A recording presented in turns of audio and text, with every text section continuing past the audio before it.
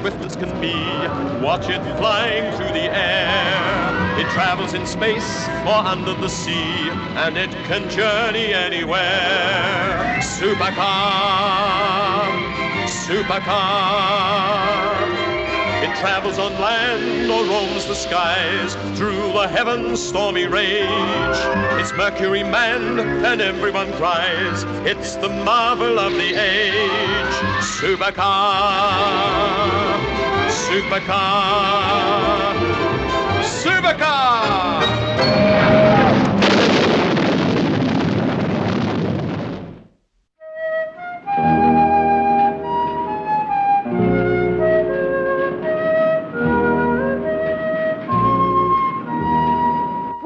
Listen to that wind now.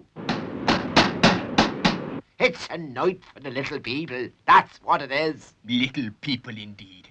I hear nothing but nonsense wherever I go. You'll be telling me next the place is infested with smugglers. It is. Ah, and there's worse than smuggling goes on in these parts. Some say 'tis the big man himself has a hand in things. Or his men anyway, for a fact. Ah, fiddle. I shall retire to a corner and read.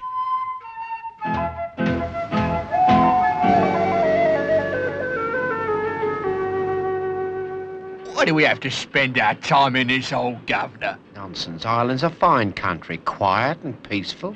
You've found it profitable so far, haven't you? What, smuggling? Nah, not my line at all, Gov. I'm an artist. Explosives, breaking and entering. Not smuggling. That's amateur stuff. Oh, for Pete's sake, let's get inside before I catch pneumonia.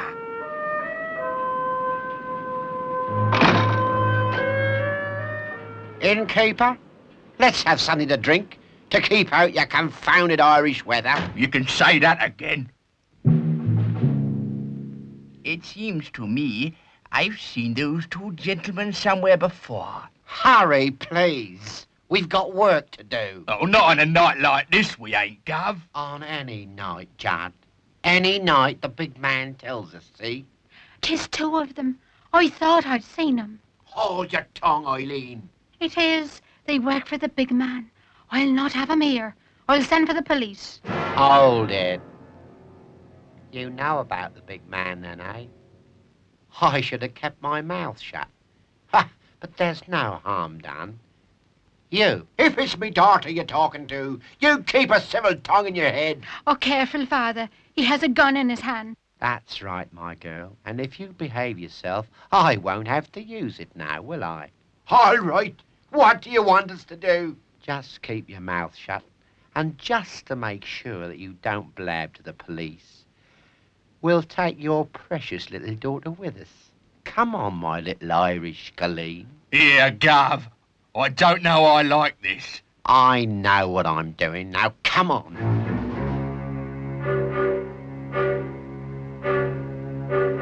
By Jove. It's Harper and Judd. Now, remember, if you want to see your little daughter again, alive, don't go to the police. Oh, dear, oh, dear. I must contact Mike immediately. Did you hear that, sir? What am I going to do about my little Eileen? What am I going to do? I would not distress myself unduly if I were you. If you will be patient for a few hours, I will telephone a friend of mine. He can get here quite quickly. His name is Mike Mercury.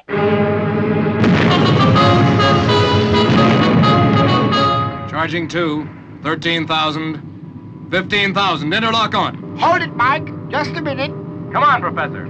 Fire 2.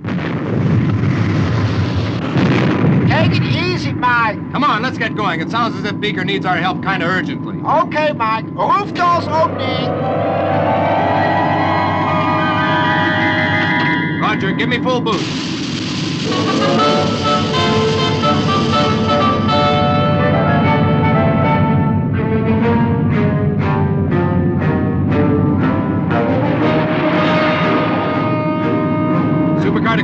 Supercar to console. Mike here. How are things back there, Professor? All clear here, Mike. We have your position. At your present speed, you should get there in about 5 hours from now. That's early morning in Ireland. It's gonna be a short night. It's going to be a short night. What does Mike mean by that, Professor? Well, you see, Jimmy, he's flying east, leaving the sun behind him. The sun rises 7 hours earlier in Ireland than it does here, so the night is going to seem very short to him. Right, Mike? Right, Professor. You make it clear as daylight. And daylight's what I'm gonna hit 5 hours from now.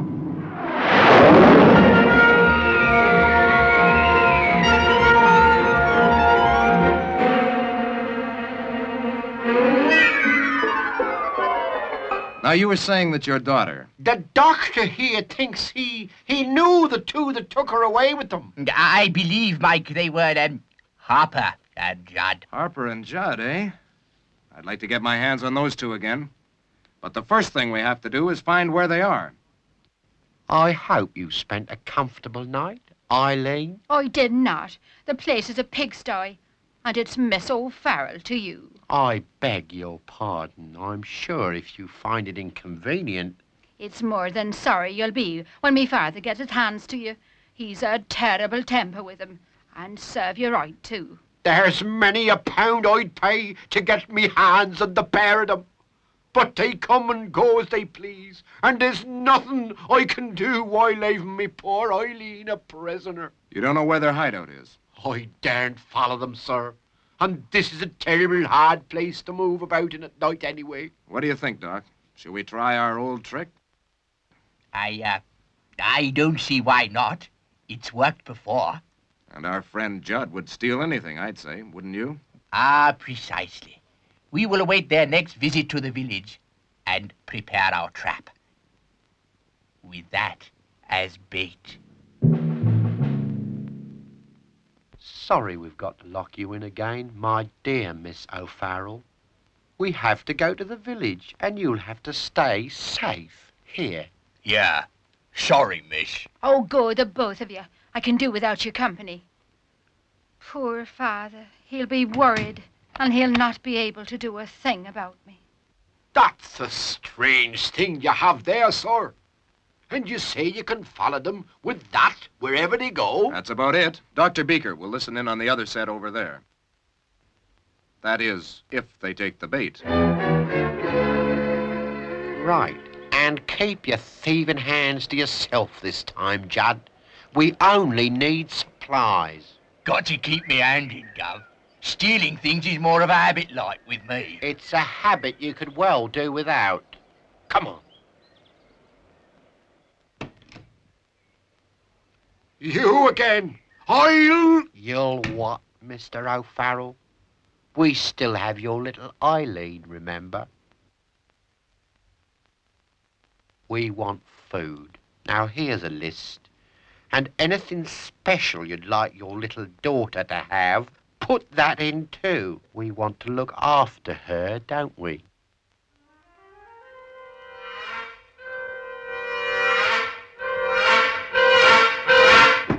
No, that's careless.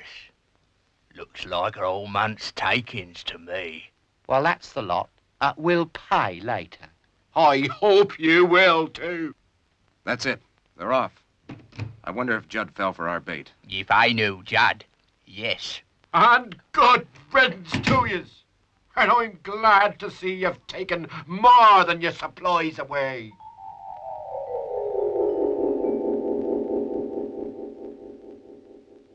How's it coming, Doc? They're northeast, about 5 miles. Why have we always got to walk everywhere? Because there aren't any roads, and if there were, it wouldn't be a hideout, would it? Well, it's all right for you, Governor. You ain't carrying this. Nor would you if you'd obeyed my instructions not to steal anything. What? And leave a suitcase full of cash? Oh, I should think not. That's valuable, that is. They appear to have stopped. Yeah, that would be about right. If they're walking, they can't be all that far away. Let me check.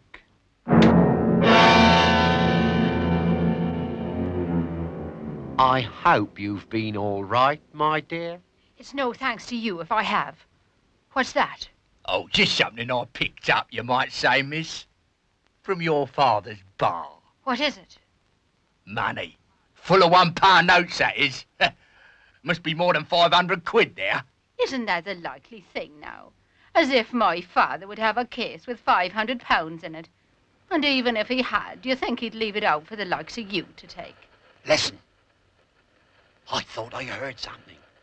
I make that 986 5500. Yeah, that's 5.5 miles northeast of here, then. That is correct. But this portable set is not very accurate, you know. It's a pity. This could be a difficult place to search, even with Supercar. It's talking, Gov. It's these little people they all talk about round here. I swear it is. Be quiet, you fool. I know those voices. Stone the crows. Now listen, Judd. That suitcase was a trap, see? It's a radio. Hear everything we say. So, we'll turn it to our advantage and tell them everything we want them to know. Can't you get it a bit more accurate than that, Dr. Beaker? It would help. Yeah, I'll try again. Oh, hello, it's on talk. It must have been switched on by accident. Oh, I hope they haven't heard us. I doubt it. If they did, they probably thought it was... Shh. Listen. Well, tonight's the night. The helicopter comes, isn't it, Judd? That's right, Governor. You go out and put the landing lights on, then. We don't want the pilot to miss the spot, do we, Judd? Evidently, they didn't overhear us, Doc. Or they wouldn't have been so obliging as to tell us they were laying out landing lights. Yes, most useful, I'd say. Will you wait till nightfall, then, Mike? Yeah, I sure will. Why should I waste time searching around now when I can spot them in a couple of minutes by the landing lights? I'll bring Supercar right down at their front door. That's it, Judd. Put them nice and close together. We want Mike Mercury to make a nice, accurate landing, don't we? On top of that... Exactly, my dear Judd. On top of that... Until tonight, then, Mike Mercury.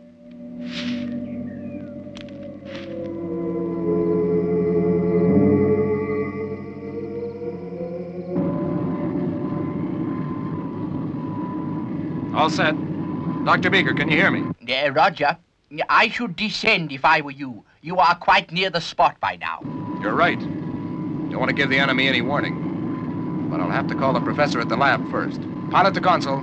Pilot to console. Console here. Hello, Professor. Good. That's established three-way contact now. Dr. Beaker's about 5 miles away on the ground with a walkie-talkie. Now, you know the story. Have you got it? Yes, Mike. Good. I'll rescue the girl and get out fast. I hope. I think I hear him, Judd. Well, he's in for a horrible shock when he comes. There it is. Going down now. Keep in contact all the time. Beaker, Professor? Yes, Mike? Right, Mike. We are with you. Here goes, then.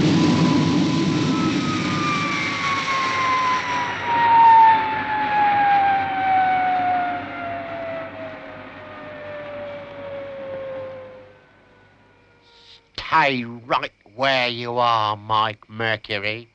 You're plumb on top of enough dynamite to blow you to the moon. Professor, from Mike. Have fallen into a trap. Now, don't ask questions. Just do as I say. Inputting controls to remote. Take off in exactly 3 minutes from now, right? And fly back to base. What's Mike doing, Professor? I don't know, Jimmy. This is an emergency. I must do exactly as Mike has asked me. 3 minutes from now. All right, Harper. I'm coming quietly. So glad you could drop in. Come over here and don't try any tricks, or your supercar goes up in smoke, see? Okay, you're the boss. I must get into contact with the professor at the laboratory. If this small set will reach America. This is Mike Mercury, Miss O'Farrell, who's come to pay you a visit. But tell me, why have you left your engines running? Well, I'm not staying long. Just long enough to collect Miss O'Farrell. Really? What makes you so confident of getting out at all? Because if you push that plunger, you blow us all sky high. We're far enough away to be quite safe. Okay, Judd. Let her go. Hold it. Supercar contains a secret rocket fuel. We might be quite safe from your dynamite, but if Supercar explodes, it'll blow this farmhouse clean off the face of the earth. Hello, Consul. Beaker calling on 28.6 megacycles. How now? Hello, Beaker. This is better. Strength 5. Professor, I have lost contact with Mike. He is in difficulty, I'm sure. We know, Doctor. We are taking Supercar off without him in 1 minute from now. Roger. I'll approach hideout on foot. I shall take the radio with me. I think you're trying to kid us, Mike Mercury. I don't think your rocket fuel is that dangerous. Don't you? No, I don't. Well, there's one way to find out. Try it. That's just what I'm going to do. Okay, Judd. But, Gov. Judd. Oh, right, Gov.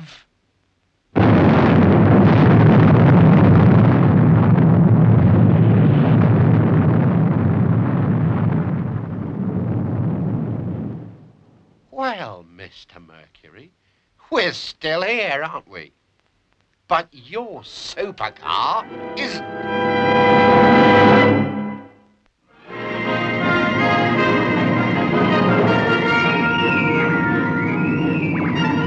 Take off satisfactory. Watch the track for me, will you, Jimmy?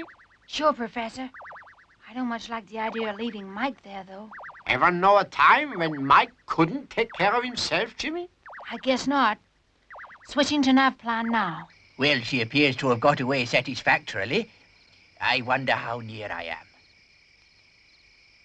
I am sorry, Mike Mercury, but that's the way it is. Now there only remains the question of what to do with you. Oh, hadn't you better phone the big man about that, Gov? The big man. Who's he? Sure, and doesn't he run everything that's again the law between Dublin and Tralee? Including these two. Oh, it wouldn't surprise me. They neither look to have much of a spine, and that's a fact. Yeah, she don't think too highly of us, eh, Gov? Yes, well, it'll wait until morning, I've no doubt. Well, that's all for the moment. Course seems all right. Have you got a reading, Jimmy? Course 266, Professor. Good. Yes. It would appear that I am almost there. I think I'd better camp down for the night and await developments. What time is it, Professor? Over here or in Ireland? Where Dr. Beaker is, it's 2 in the morning. Here, 6:25. Supercar should be here pretty soon. Then what? I shall fly back again. That means we'll have to refuel her fast. What'll you do when you get there? That I must admit I don't know, Jimmy. I have spent too much of my life peacefully to be a man of action like Mike. But something will turn up. It always does. How's that track? I'd say she was a bit too far to the south, Professor. I'll put in a correction.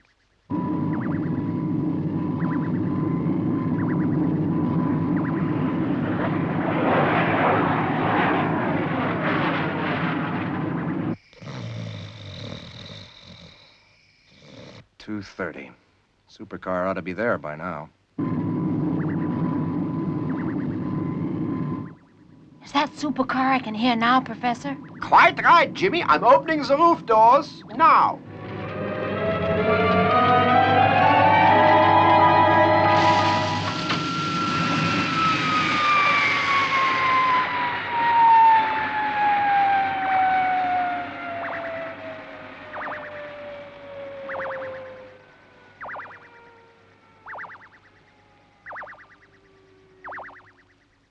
Right, Jimmy, refuel as quick as you can.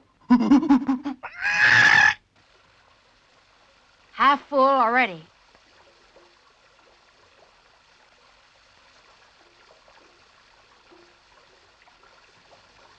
That's it, Professor. Ready when you are. 15,000. Interlock on. 5-2. Full boost, both engines. Haven't you forgotten something, Jimmy? Sorry, Professor. Roof doors opening. Good boy. Now give me full boost with both engines. Supercar to Beaker. Supercar to Beaker. Beaker here. Hello, Dr. Beaker. Professor Popkis here. I'm airborne. I should be with you in about 5 or 6 hours. Roger, Professor. I will be standing by.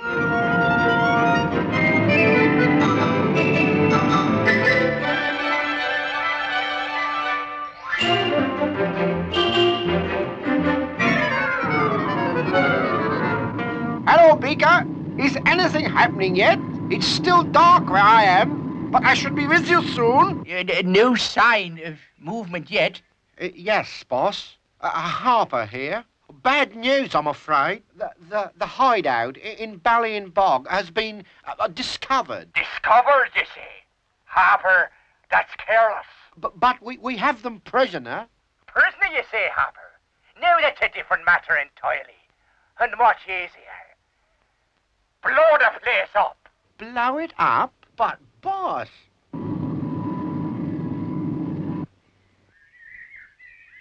Good morning, Mike Mercury, Miss O'Farrell. I'm afraid we're leaving you now. Sure, and it can't be too soon for me. I wouldn't be too hasty in celebrating, because when we go, this place goes up too. But what about us? I'm sorry, we have our orders. And no time to make an alternative plan to look after you. You wouldn't do it. Why not? Mr. Harper seems to be having quite a little field day. Dynamite here, dynamite there. You seem very confident for a man in such a tight spot, Mike Mercury. I've been in worse. But this time, I think, is rather different, because this time you have no supercar to rescue you. That's right. I haven't. Pilot to console. Are you there, Jimmy? Console to Supercar. Is everything all right? I'm just crossing the Irish coast now, Jimmy. I'll try to find Dr. Beaker. Supercar, calling Dr. Beaker. Supercar, calling Dr. Beaker. Hello, Supercar. How far away are you? I should be right over you in a few minutes. Keep transmitting, and I'll home on you with the radio. Any sign of movement? Can't see anything. Wait a moment. It looks as though our friends Harper and Judd are preparing another explosion. And I believe Mike and Miss O'Farrell may still be inside. Locked, I'm afraid, Eileen. Do you think they mean it then, what they say? I'm afraid so, Eileen. Unless... Supercar to Beaker, I should be above you about now. Oh, hurry up then, I beg you. Things are moving fast down here.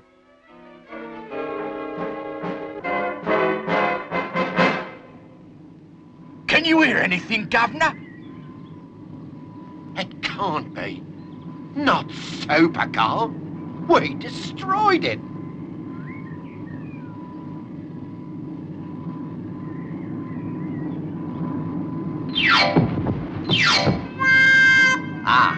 Now they appear to be in some little difficulty. I suggest that if you land quickly, you may, catch them bending. Oh, they are, Mitch. I think there may be a little job for you in a moment.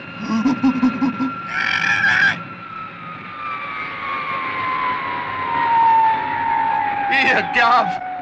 It's coming down right on top of us.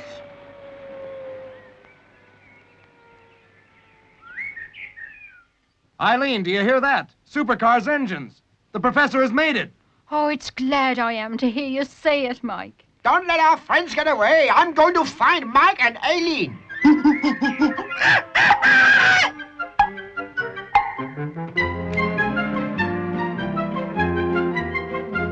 Mike! Are you all right? Sure, and it's glad I am to see you, Professor. We're fine. But don't let those two get away. It's all right. I have someone looking after them. Come and see for yourselves. I see what you mean, Professor. I don't reckon they can give us much trouble now.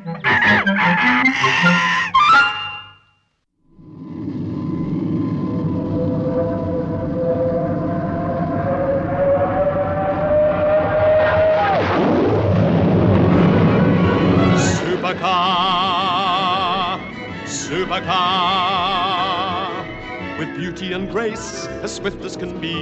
Watch it flying through the air. It travels in space or under the sea, and it can journey anywhere. Supercar, supercar. It travels on land or roams the skies, through the heavens' stormy rage. It's Mercury manned and everyone cries, it's the marvel of the age. Supercar, supercar, supercar!